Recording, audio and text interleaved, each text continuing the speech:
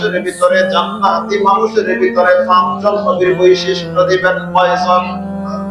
পাঁচজন নবীর যেই গুণ, যেই বৈশিষ্ট্য, আল্লাহ পাক একজন জান্নাতি বান্দার ভিতরে পাঁচজন নবীর গুণ এবং বৈশিষ্ট্য দিবেন। সর্বপ্রথম মানুষ যেভাবে নামটা হবে, এই দুনিয়ার জমিনে কোনো মানুষ খাটো, কোনো মানুষ লম্বা, এক শ্রেণী এক সমান কোনো মানুষ না। একজন আরেকজনকে দেখে একটু মনে মনে একটু নিজেকে ছোট মনে করে, সে আমার চাইতে 2 ফুট লম্বা, সে আমার চাইতে 4 ইঞ্চি লম্বা, সে আমার চাইতে সুন্দর, এরকম মানুষ মন্তব্য করে কিনা?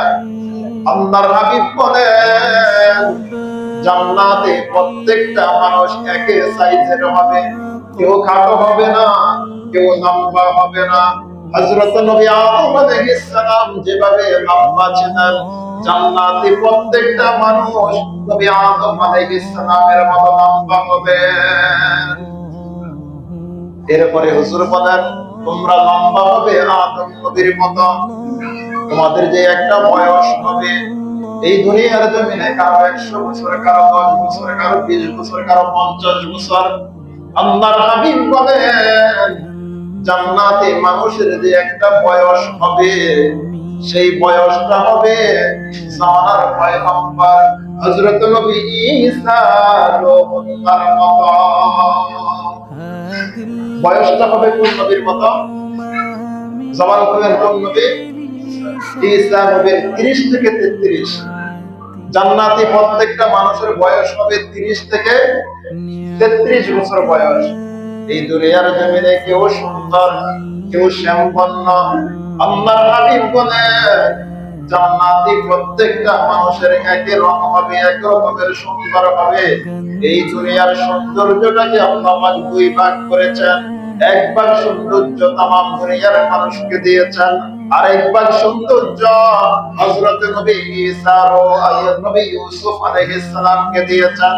আল্লাহর হাবিব বলেন, জান্নাতি প্রত্যেকটা মানুষ সুন্দর হবে নবী ইউসুফ আলাইহিস সালামের মতো।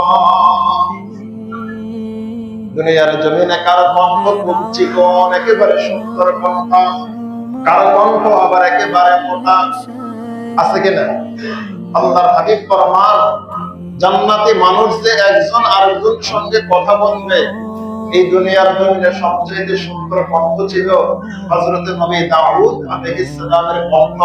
আল্লাহর হাবিব বলেন, জান্নাতি প্রত্যেকটা মানুষের কণ্ঠের সুর হবে নবী দাউদ আলাইহিস সালামের কণ্ঠের মতো। সুবহানাল্লাহ। এই দুনিয়ার জমিনে বিভিন্ন রকমের ভাষা আছে, আসেনি? বাংলাদেশের বাংলা ভাষা, কোথায় উর্দু ভাষা, কোথায় আরবি ভাষা, কোথায় হিন্দি ভাষা। আল্লাহর হাবিব ফরমান, জান্নাতি মানুষ যে কথা বলবেন, সকলের ভাষা হবে একই রকম। সেই ভাষাটা হবে নবী মুহাম্মদুর রাসূলুল্লাহ সাল্লাল্লাহু আলাইহি ওয়াসাল্লামের ভাষা, আরবি ভাষা। সুবহানাল্লাহ। তাহলে একজন জান্নাতি মানুষের কয়টা গুণ, কয়জন পয়গম্বরের গুণ থাকবে? 5 জন পয়গম্বরের বৈশিষ্ট্য গুণ নিয়ে জান্নাতে যাবে। মানুষটা লম্বা হবে আদম নবীর মতো, মানুষের বয়স হবে নবী ঈসা আলাইহিস সালামের বয়স, ওই মানুষটা সুন্দর হবে নবী ইউসুফ আলাইহিস সালামের মতো, ওই মানুষটার কণ্ঠ হবে নবী দাউদ আলাইহিস সালামের মতো, ওই মানুষটার ভাষা হবে নবী মুহাম্মদুর রাসূলুল্লাহ সাল্লাল্লাহু আলাইহি ওয়াসাল্লামের ভাষা, আরবি ভাষা। আল্লাহ পাক আমাদের সবাইকে কোরআন হাদিস অনুযায়ী আমল করে আল্লাহর জান্নাতে যাওয়ার তৌফিক দান করেন। আমিন।